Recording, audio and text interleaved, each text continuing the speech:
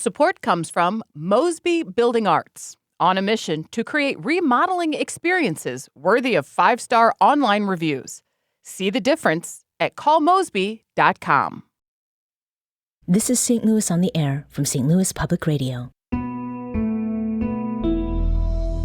I'm Elaine Cha.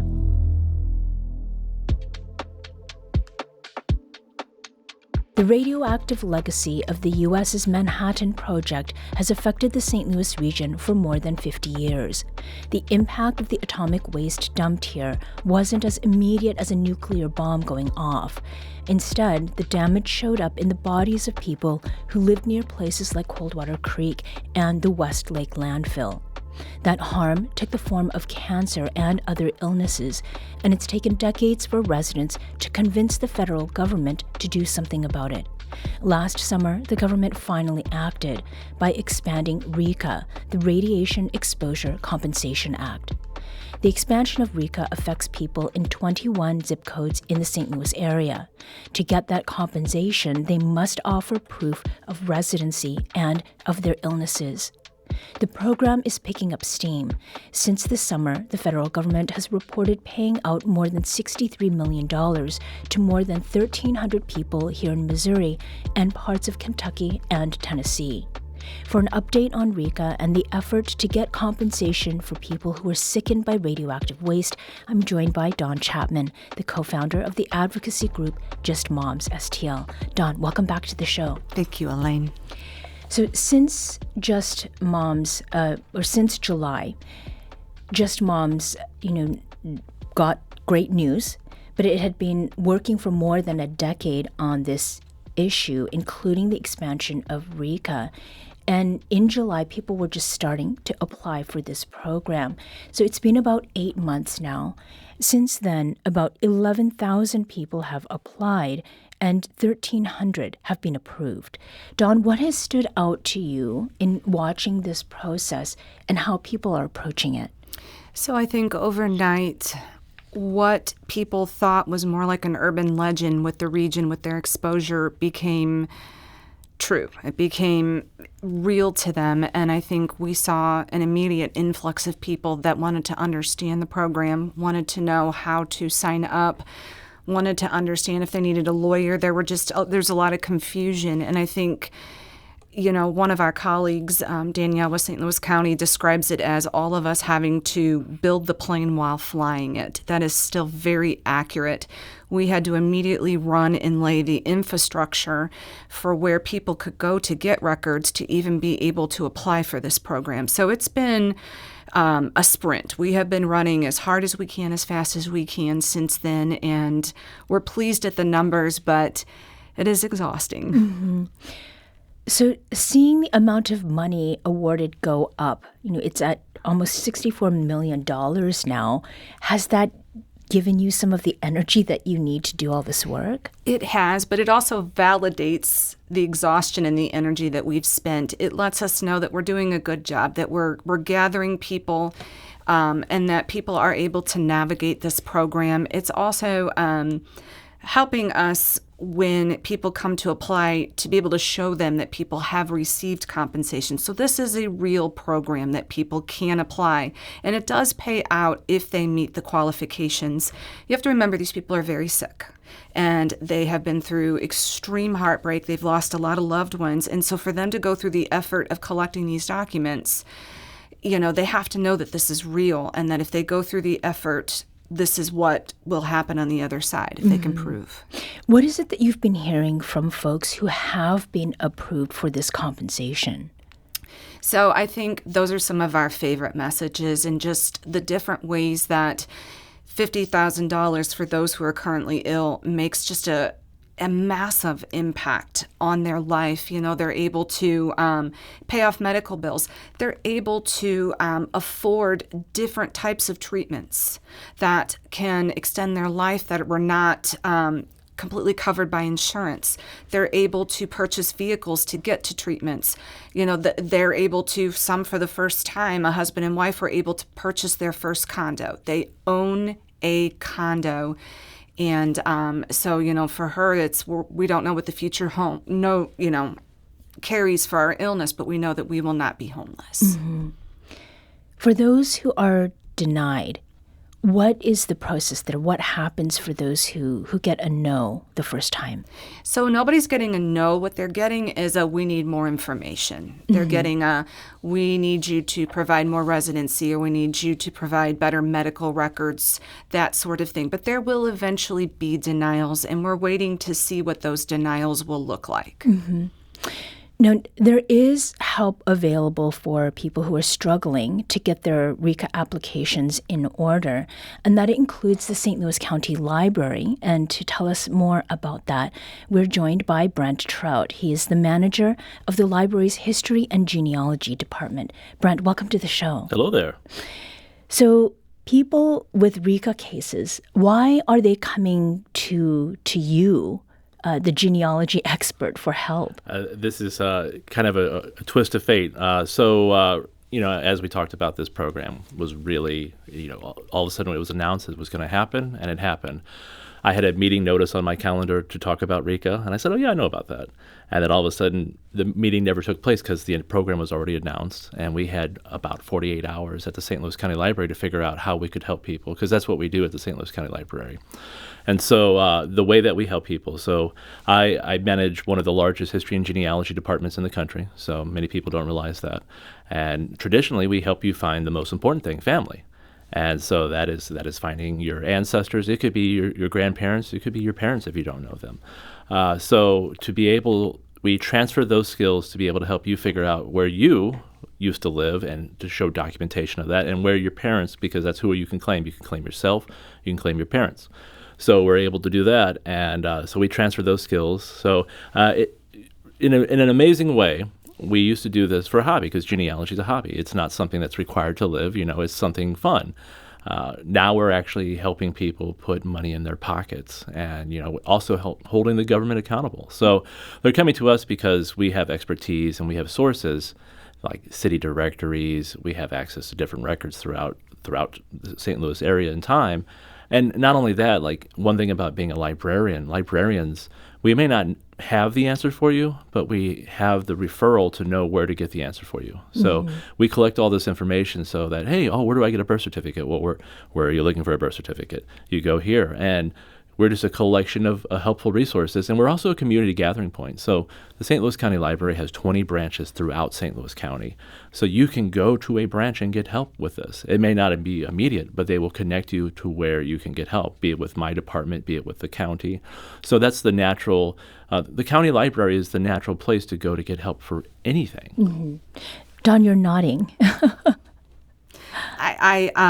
I think that the library stepping up as quickly as they did, and Brent and his team, is the reason why we have $63 million paid out in the Manhattan Project claim. We are, if you look at our numbers compared to the other areas that are qualified for RECA, it's very clear that the ground game here, as Brent described, we are figuring that out. We are adapting. We are talking all the time, and that we are able to supply that for our residents. So we're talking about a lot of people, and we're looking at a lot of years as well. Brent, how far back are you having to look for some of these folks who are coming with requests for records, and what kinds of records are you dealing with? So you can start at 1949. So 1949 was eligibility for this RECA Compensation Act in St. Louis counts. That's when the records show that the government knew there was toxicity in the area and that it wasn't good for humans. So we are having to go back all the way to 1949, which, in the scheme of what we do traditionally, we go back to 1600s for many people. So for us, having to go back this far, not very daunting, but the type of records. So we start with a variety of records. The first and foremost are going to be city directories. So before phone books existed, and really privacy, people love to be listed. There was a business around having people in neighborhoods and the city listed as far as where they lived, what their occupation was, were they a renter or homeowner. Other businesses would use this to market, but also people would use this to figure out where people were at. So it was the yellow or the white pages before the white pages were the white pages. And those transition into our traditional phone books, but we're able to use those because the companies who did those back in the day, and one was Polk's and the other was Haynes, and Haynes is still around. they were so good about doing their research and having people participate that these are reliable records. But outside of that, we're having to find marriage records in cases. We're having to find religious records, yearbooks. So we are one of the largest digital holders of St. Louis area yearbooks in the area. And so we have a digital archive that we constructed. And the RECA impact on that has been significant because with all the people needing these resources, it directed us to focus mainly on resources beneficial to RECA. So it's just been a huge go. Mm-hmm. So, we always tell people if you have a yearbook for a St. Louis area high school, please, consider donating it to us so we can help other people. We can certify it for you if you have a claim going, but also by making a copy of it and making it available, you could be helping thousands. We don't know ultimately how many people will be applying for this RECA program. Some numbers out there are 300,000, but how do we get that number? Mm-hmm. But it's going to be significant, and this will be the largest RECA program that they have accomplished at this point. Yeah, and I should note that the number of applicants is near 11,000. How does it feel to be able to deliver some proof to people who need them for these RECA claims, Brent? So a lot of people come to us and, I understand too. So, there's varying levels of education across the country, levels of literacy. My mother from a very young age was like teaching me how to get things that I needed. Like, here's where a birth certificate is. Here's where this is at. So many people haven't had to do these things. And especially, I don't want to go into the patriarchy, but I'm going to. Some people never change their names. Some people don't have to do that, So right. Teaching people where to find those documents, because it's daunting. And I mean, still to this day, even though the Great Divorce happened a long time ago, many people don't realize that St. Louis City is separate from St. Louis County. And that's a huge thing. Mm-hmm. Lots of times people think our library system is St. Louis Public. And it's like, no, we're out in the county. So it feels amazing to deliver this because, like I said before, I mean, traditionally we're helping people find their family. And that's a huge thing. Many people are discovering their heritage, they're discovering their past. But in this case, we're doing the same thing, but we're helping a lot of people when they think it's just not possible. And so to be able to deliver that and the smile on their face, like, oh, I never thought of it. And it also connects them to heritage as well and to genealogy. They go, wow, what else can you find? And so not only have we got them their compensation and their the resolution, the closure sometimes to this, but we're also getting them interested into another hobby. Mm-hmm. And I love that, you know. And there are cases where people just want to give up. And I always tell people, this is a dance. We are doing a slow dance. So we're going to do this. Maybe the DOJ will accept it. They're going to come back and maybe ask for more information. That's okay. We're going to pivot over to another foot, and we're going to find more sources. Because, you've got to be creative. That's the huge thing. I can think of examples that I just went through. The county, somehow, my life's weird.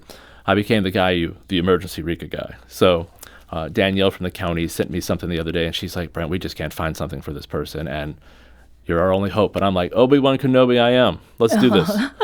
So this person had moved around so many times, and I have to ask questions. I'm doing like a reference interview. That's what we call it in library world. Mm-hmm. I go, so can you give me a timeline of where you were here, and where you were here? And she basically said, oh, honey, I moved to protect my children. Oh. Mm-hmm. So we found the records, and she was just, I never thought anybody would find these. Yeah. It's like, we did. Mm-hmm. That's us. Yeah. Dawn, how much do these partnerships with, public service providers, public servants like Brent, and other organizations, how much has that been just an integral part of this process? It's been the process. It was not something Just Moms can do. So the partnership with the library, the partnership with the Pink Angels, the partnership with St. Louis County, and with the Senator's office, Senator Hawley's office, I think we're constantly, as Brent described so well, bouncing it. We get very tough cases. We get emotional cases. And I love the fact that everybody I send to Brent or the library feels safe there. Some of these, as he described, are very... It is a very emotional, it is a very difficult from a mental health standpoint sometimes applying for this. And they are very safe in Brent's hands. We know where to send them. And it's been seamless. So when we get a tough case like that and we can work it through all of us and get it to Brent, and Brent pulls out his magic Harry Potter wand and finds it, and then the person comes back and goes, oh my gosh, I'm mailing my application. And then in 2 weeks, we're following through the process. It makes all of this worth it. Yeah. We need to take a quick break here, but first, I'd like to invite you to the conversation.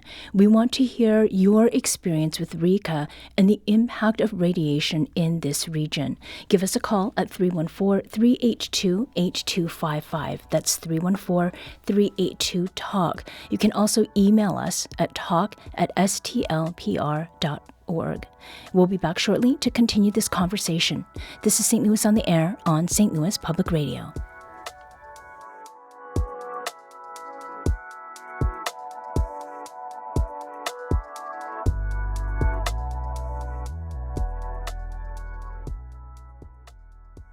Support comes from Gemma, architects, planners, and designers seeking to bring joy to their clients and communities.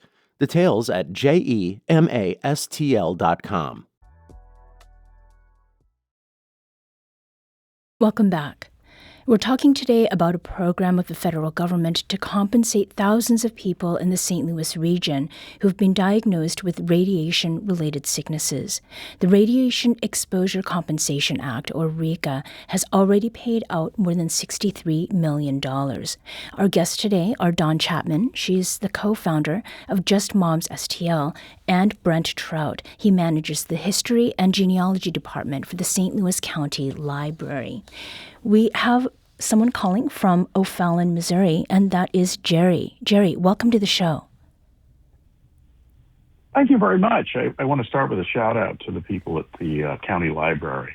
I visited there twice, and they were extremely helpful in finding my residency from my initial, from the time I was born until I was about 22 or 23 years old. And through the city directory, and also I thought it was a little bit odd that 3 years of my high school yearbook would suffice, but I guess between both of those, it pretty much lays it out. Anyway, I grew up, our street ended at Maylene Creek, which is the same source at Lambert Field as Coldwater Creek, but hasn't gotten as much attention, I think. But there were 3 or 4 people I grew up with that all died before over the age of 45 of some pretty odd cancers, and I myself had a lymphoma and also kidney cancer, both associated with exposure to heavy metal or radioactive toxins about 15 years ago. And obviously I finished my application earlier this month. I've yet to hear anything back, but I did use the online portal, which I think made things much, much easier. And anyway, I'm very grateful for the assistance that I got, and I guess we'll just see what happens. But it was a relatively painless process, and I would encourage anyone who thinks they might be eligible to try it. Mm-hmm. That's great to hear, Jerry. Thank you so much for sharing that, and good luck with that application. Both of your families, Dawn and Brent, have been affected by radiation-related illnesses. What can you tell us about how your families have approached this process? Dawn, let's start with you.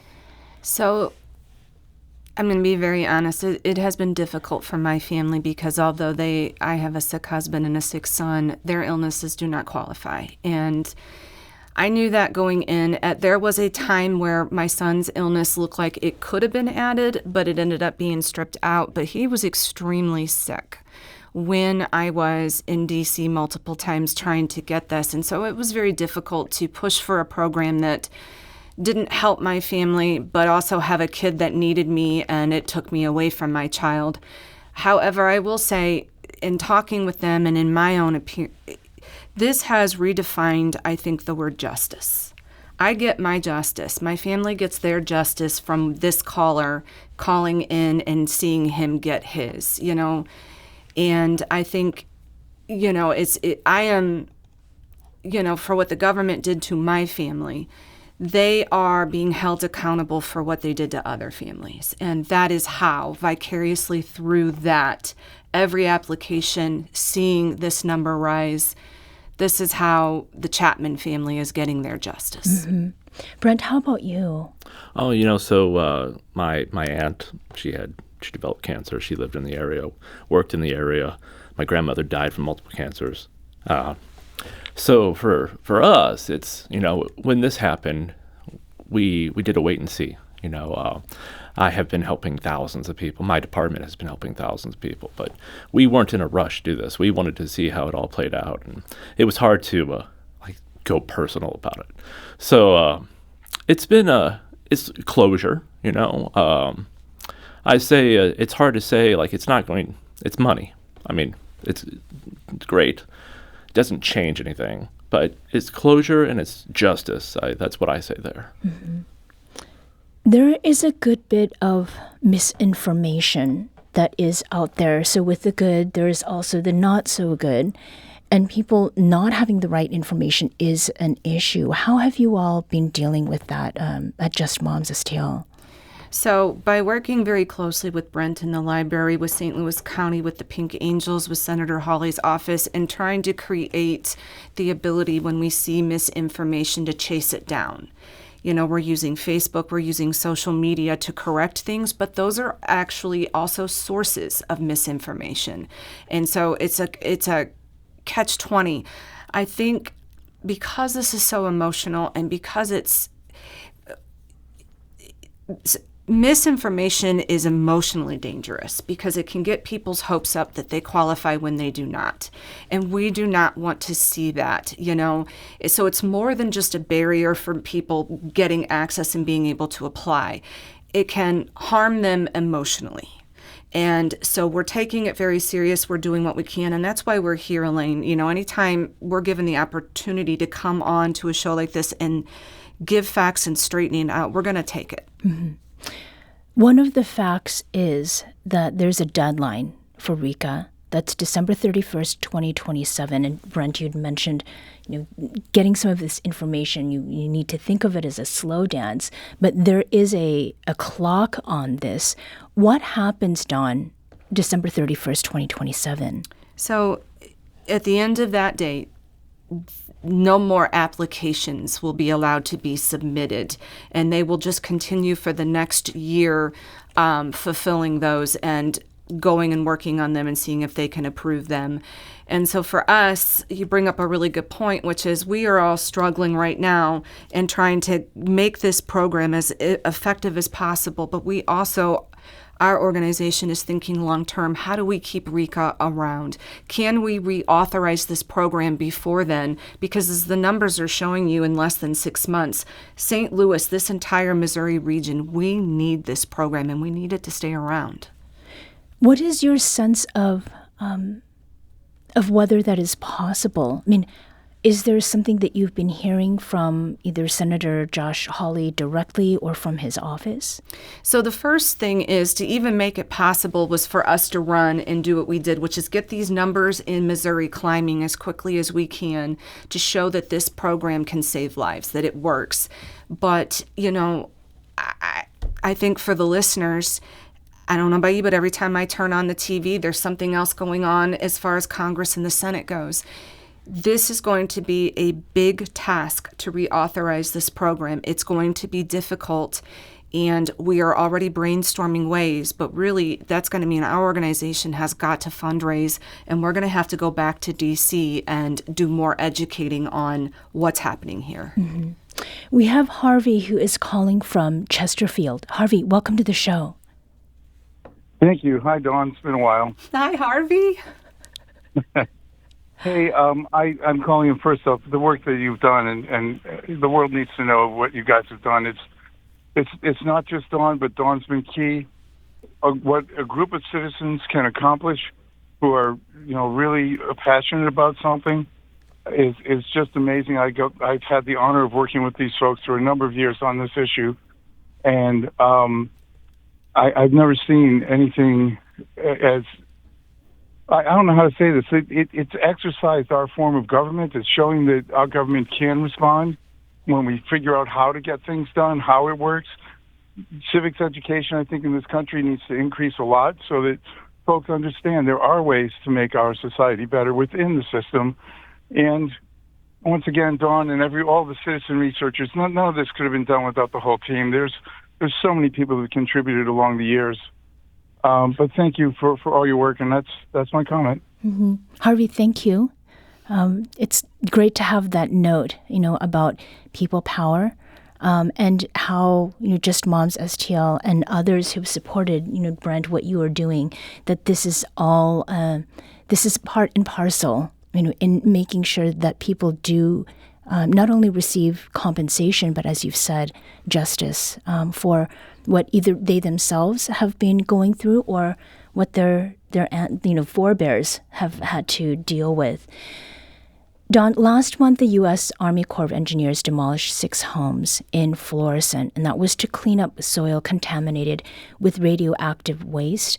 As we close, can you tell us about what it was like to see those demolitions and what it represents for the future? So I think that might have been one of the most heartbreaking days in the 13-plus years, standing next to a homeowner as her home's being torn down, having her describe as the machine is tearing into her living room, that's where my Christmas tree went. That was her comment. And she had her son on the phone, and he was watching the video because he wanted to see it. And it was just, she was trying to be a mom at the same time. And then I turned, Karen Nickel was with me, and we turned and we looked in the United States Army Corps, who has for the longest time, I think, downplayed the issue. They're standing there, and the look on their faces of just sorrow. These military guys just so sorrowful at the fact that this is where it's the turn that it's taken. But I think the hope that I have out of that is that those homes needed to come down, and they made a very difficult decision, and they made the right decision. But with that comes the hope that we can then turn around and say, so listen, we have homes built on top of this. We have to keep RECA around for the people that lived in those homes that are not sick yet, that might be sick in the next 10 years. So that's how we turn around and we use, as Harvey described, tragedy to get civil action and to keep this program alive. Dawn Chapman is co-founder of Just Moms STL, and Brent Trout manages the History and Genealogy Department for the St. Louis County Library. Thank you both for joining us today, and best of luck with your work going forward. Thank you. Thank you.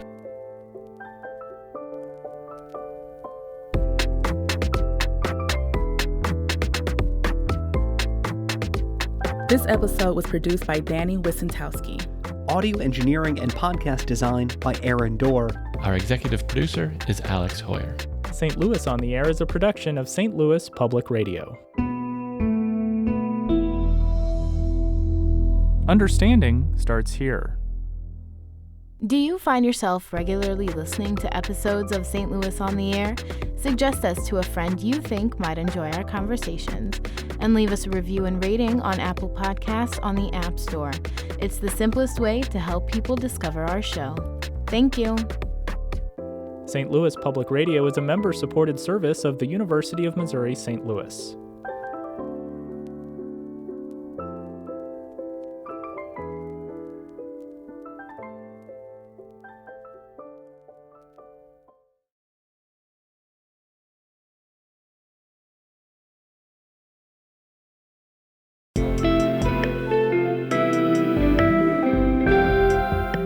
The Gateway brings you the day's news each weekday from around the St. Louis region and the state capitals in Jefferson City. Our schools are accredited. We don't need this bill. And Springfield. How many more years must pass before lawmakers see time is of the essence? I'm Abby Larico. Join me each weekday for The Gateway on the STLPR app or wherever you get podcasts.